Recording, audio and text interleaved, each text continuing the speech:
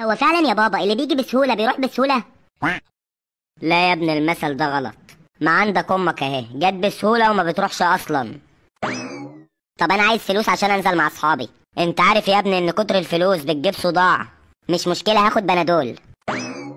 افتح اي موضوع عن فلوس. افتكرت نتيجة الامتحان بتاعته. في خبر عاجل اتفرجت عليه امبارح. ايه يا بابا؟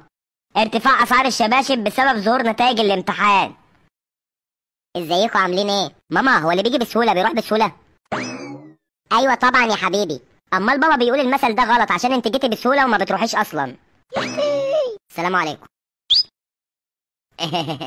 اما اقوم اغير انبوبة البوتاجاز بقالها فترة ما اتغيرتش. يا ام السيد ما تزعليش ابنك بيكذب انا ما قلتش كده. لا عادي. طب لو هو عادي يا قلبي وانت صافية من جواكي ادعي لي دعوة من قلبك. روح يا شيخ يفتحها في وشك قادر يا كريم.